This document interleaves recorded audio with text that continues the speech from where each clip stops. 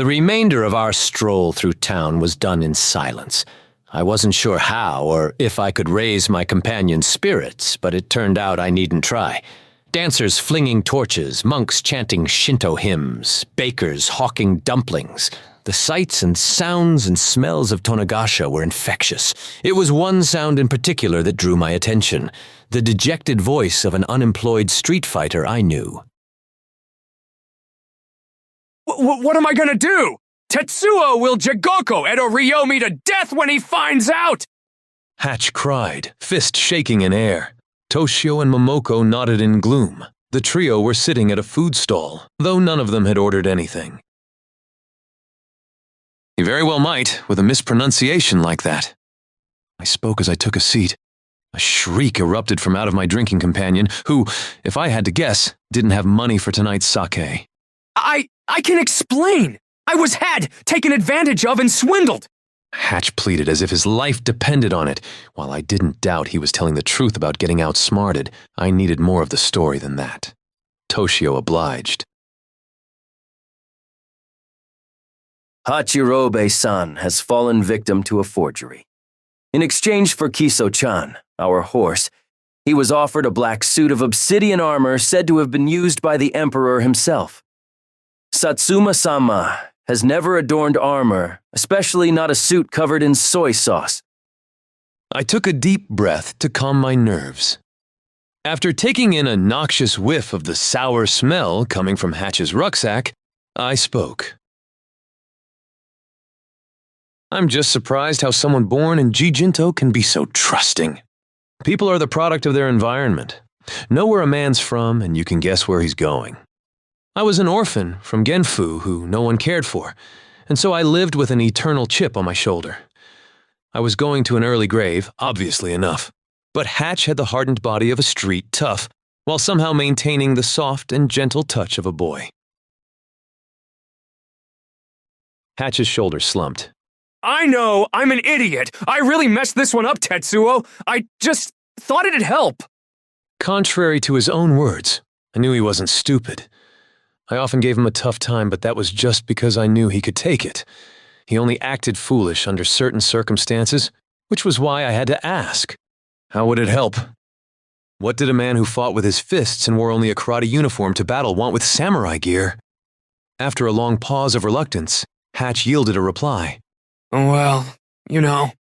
He tilted his head towards the bloody wrappings across my stomach. Just didn't want you getting hurt again.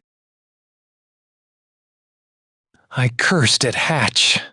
I felt a fuzziness unlike alcohol come out from above my navel. My heart's pace quickened, at least for the moment.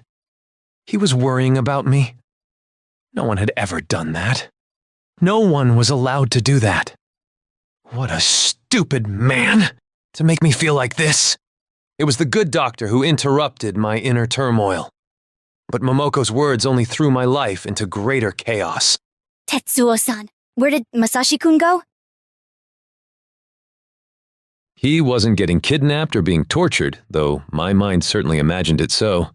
Toshio found him arguing with a tournament organizer. It was for that shogi game everyone in town seemed obsessed about. Need I remind you of all the shogi prodigies at my age? That this establishment would dare prohibit a competitor based on number of years lived it's despicable! While I was biased towards my tiny shugenja, I was sympathetic for the man just doing his job. Look here, I don't make the rules, boy. You're too young to play. I strolled in and pretended to be a responsible adult. I'm not sure what the issue is. Are you that afraid of losing to a child? The organizer sputtered his response behind an oversized mustache. Why, as I've said twice before, while the tournament host is a private party, one of our sponsors is the Kisaru Corporation. As the premier retailer for tobacco pipes, having an underaged youngster involved would be poor for their image.